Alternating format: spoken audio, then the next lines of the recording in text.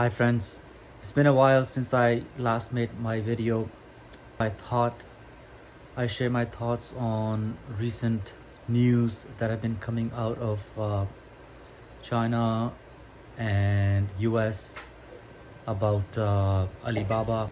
First thing first, Alibaba stock was showing a lot of life yesterday morning when it was up 4% on the news that Jack Ma has resurfaced, and I think I can't remember. I don't know. I'm not sure if he gave an interview, if he gave a speech. I know he wrote a letter today, but he did some sort of public outreach, and because of that, the stock was up 4% in the morning, and in that outreach, he endorsed the new management of Alibaba, and he stated his confidence, his full confidence in Alibaba, the company. And he also said something about AI and how AI is going to be Alibaba's main focus going forward. That was great news for Alibaba investors, but now it's been 2 days and we realized that it was just that. It was just news. And what I mean by that is the stock, honestly, even though it stayed green, it did give up its highest gains. So it was up 4%, but then I think it finished the day with just 1% up, and then today it was up 1% again. Slowly it is going up, but overall in big pictures of thing, it is still in the 70s. And despite a lot of bullish news, the stock is not going anywhere. I think we should look at and we should remind ourselves, why is the stock where it is right now? Or more importantly, what needs to happen for the stock to thrive? And the word thrive means a lot of things, but the key point here is that what would it take for Alibaba stock to just soar on a long-term trajectory? So that's not something it's in our view right now, but I just thought we take a look at those factors that would take Alibaba stock much higher. And at the same time, I want to point out that these 4 points that I will mention, it doesn't mean that the stock will not go higher if we don't meet all four of them. It's only just four that if we want it to thrive, all four have to be met. But even just meeting one or two of these factors will make Alibaba stock go up. The first point is, and something I've talked about before, first point is Alibaba, or I should say China and the US, or China and the West, the geopolitical tension between the two has to be reduced, or in other words, the geopolitical tension has to be eased. If you have a lot of tension between China and the West, it's not going to help anybody, and it's certainly not going to help Alibaba. And that's what we're seeing. We're seeing that the tension is still there.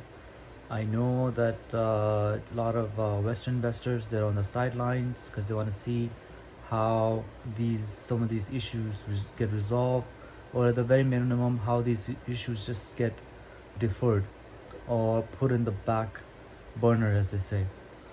I think just a few days ago, there was a statement from China's President Xi that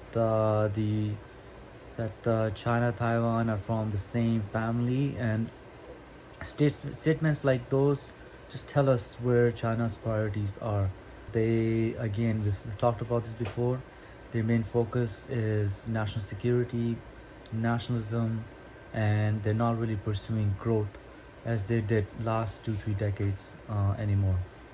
The second part is, we need the consumers in China to come back to the markets and start shopping again, like they would before the COVID.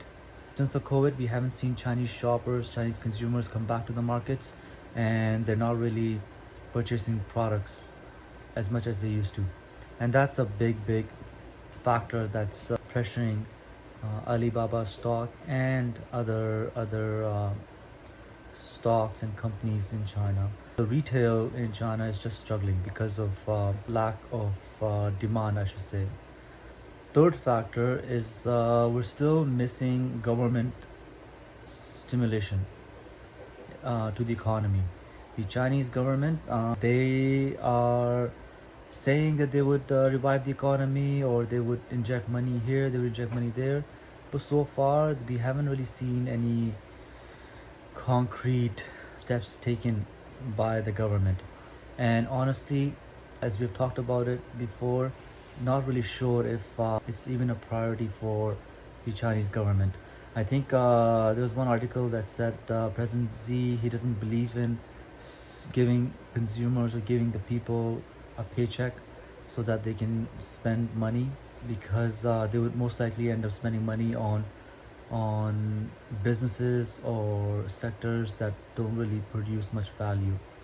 I know, for instance, Mr. Xi and the Chinese government, they are injecting money, but they are injecting money strategically in EVs, in AI, in technologies that will increase productivity, in technologies that will take market share. And they're not really interested in injecting money in, let's say, in housing, for instance, or any other sector that is struggling or that is super inflated.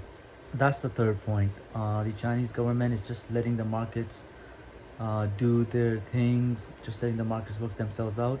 But as we know from 1930s USA, and from Keynes, from John F. Keynes, these markets can take a very long time to work out. That could take decades. And finally, the fourth point is that the Alibaba, the company, it is going through a turnaround. It has a new management, and if you have a new management, you know that they will be bringing in new long-term goals. That means they'll have a new strategy, and in order to execute that strategy, they'll be bringing in new staff, and they'll be not redefining or retooling the employees, but they will be like pivoting the employees, and all that takes a very long time. If we want the Alibaba stock to go up, we need this change to happen smoothly, and we want this execution to occur as fast as possible. And at the end of the day, we want to see Alibaba's management deliver and the company deliver on its projections. All of this is a big hurdle, and it will take time, but we need them to do it sooner than later. And I guess this fourth point is why the Alibaba stock is so important. Jack Ma's recent public engagement is so important, because he came out and he said, hey, I have full confidence in the Chinese executive team, and they will deliver, and you can trust them. And I think that's important. Overall, these are the four reasons, four factors that we need to keep taking a look at. Without them, I don't see how Baba stock can go higher. And yeah, we just have to wait and see. Having said this, it is a stock market. Even if we see signs that, for example, the Chinese consumer is back in the market, you can see Alibaba stock flying. But there'll be a ceiling, of course. At the end of the day, we need all four of these points taken care of before Alibaba stock can hit all-time highs or even go beyond that. All right, thank you.